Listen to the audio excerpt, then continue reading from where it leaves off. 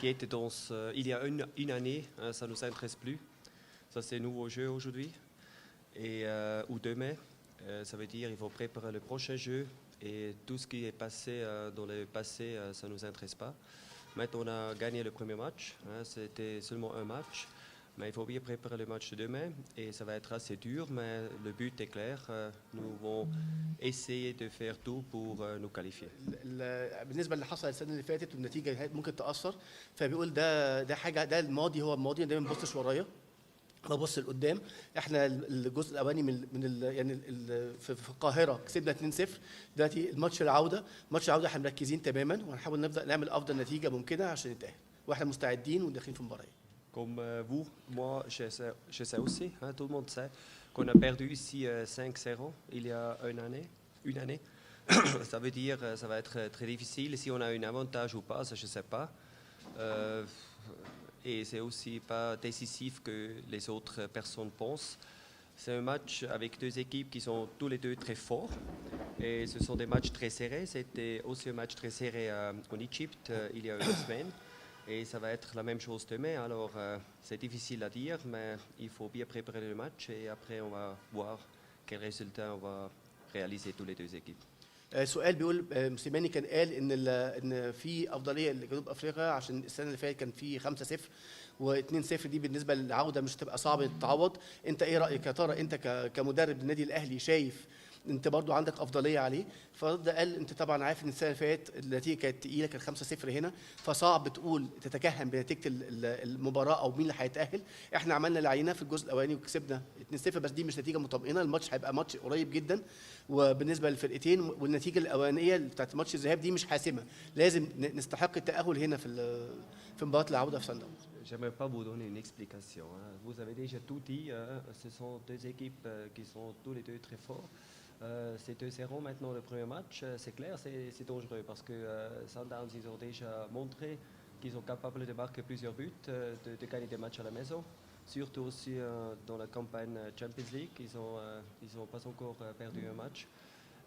Oui, on ne peut pas donner des explications. Il faut être prêt, il faut faire un très bon match.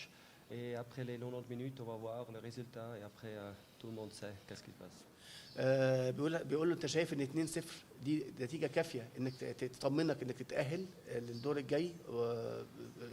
فرد عليه قال له ما بحبش اديك شرح الكلام ده، ما بحبش اعقب عليه، لان احنا بنلعب مع فرقه كبيره والفرقه دي متعوده تجيب اهداف، بتعرف ازاي تجيب اجوان، وتاريخكم في البطوله دي من اول البطوله ما اتهزمتوش على ارضكم، ودي كانت اول هزيمه ليكم بره اللي هي حصلت في القاهره يعني. فالماتش هيبقى صعب طبعا بالنسبه للفرقتين، وعشان نتاهل لازم نستحق التاهل من هنا، لازم نحقق نتيجه ايجابيه تاهلنا ان احنا نوصل للدور قبل نهائي البطوله. Nous allons chercher la qualification pour le prochain tour. C'est tout qu'on va chercher maintenant. Et votre évaluation, comment vous voyez le niveau technique de cette compétition? Est-ce que plus forte que les précédentes ou bien avec les alors d'abord, c'est la réponse qu'on va chercher maintenant la qualification et pas quelque chose d'autre. Et après, ce sont les meilleures équipes en Afrique. Hein. Ça, c'est une compétition qui est très dure. Mais ça, c'est aussi logique hein, si on joue avec les meilleures équipes en Afrique. هو السؤال كان الجماهير النادي الاهلي بتدور على النجمه التاسعه والكاس التاسع للبطوله. انت ايه رايك، تقييمك الفني للبطوله، مستوى الفرق المشاركه؟ فرد قال قبل اي حاجه بحب اقول ان احنا يعني هدفنا ان احنا نحقق الكاس، يعني احنا هدفنا الاساسي ان احنا نحقق البطوله.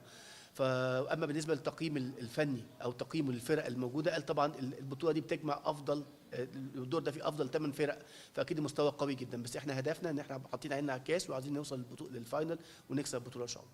Alors, comme vous me connaissez maintenant, hein, je suis jamais des choses comme ça parce que ça m'aide pas, ça nous aide pas. C'est le coach qui doit faire et qui doit dire des choses comme ça.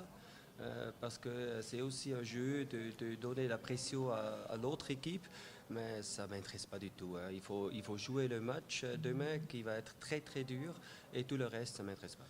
السؤال كان اول حاجه احنا بنحييك انك قادر، يعني انت اول حاجه انت راجل موضوعي في لعبك وبتلعب باي لعيبه عندك، بتقدر تفرض سيطرتك وبتقدر تلعب نفس التخطيط او بنفس التكتيك النظام الخططي للعب سواء باي لعيبه موجوده في الملعب بتنفذ فكرك. فانت ايه رايك في تصريحات موسيماني مدرب سان داونز اللي بيقول ان احنا بنلعب الاهلي في الوقت الخطا، والاعلام الجنوب افريقي بيدي الافضليه للنادي الاهلي، وطبعا حكايه بنلعب الاهلي في وقت الخطا يعني رجوعا للارقام انت حققتها مع الفريق. فانت شايف ده جزء من حرب نفسيه يعني على النادي وانت على الاهلي، وانت شايف ازاي بتعمل ازاي مع ده؟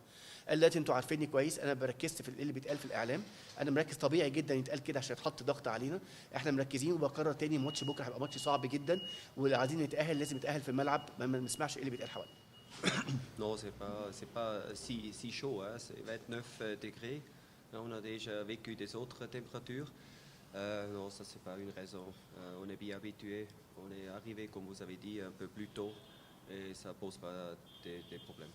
السؤال بيقول لك انت جيت بقالك كام يوم، يا ترى انت شايف درجه الحراره هنا ممكن تبقى يعني عامل معيق للاداء الفريق في الملعب؟ قال لا، بعتقد هنا درجه الحراره 29 دي درجه معقوله، احنا لعبنا في جو احر من كده، واحنا زي ما انت قلت احنا بقى لنا كذا يوم هنا، فجينا عشان نتعود على يعني الجو الطقس هنا، واعتقد مش هيبقى عندنا مشكله مع الطقس في المباراه.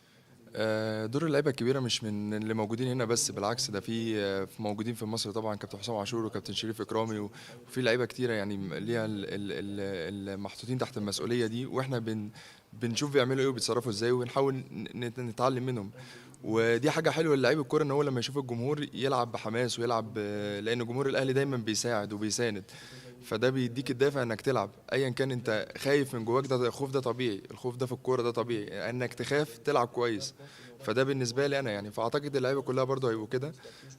لازم طبعا نركز الماتش الجاي ونشوف كل واحد المسؤوليه اللي عليه واتجاه النادي واتجاه نفسه، يعني يقدم ماتش كويس وان شاء الله نطلع بنتيجه ايجابيه ان شاء الله. طبعا الخساره وارده في كره القدم، بس يعني في النادي الاهلي طبعا انت بتعمل اللي عليك وبتأدي عشان تفرح الجمهور الاول، بعد كده تفرح نفسك وناديك. فدي طبعا حاجه احنا كلنا حاطينها في دماغنا وحاطينها تحت المسؤوليه اللي احنا فيها، وان شاء الله نسعد الجمهور النادي الاهلي ان شاء الله. No, I give you the answer as coach. No. Fair play and respect, it's very important in football and life generally. No, that's not a plan, and we don't do that. بيقول له فرق جنوب شمال افريقيا معروف.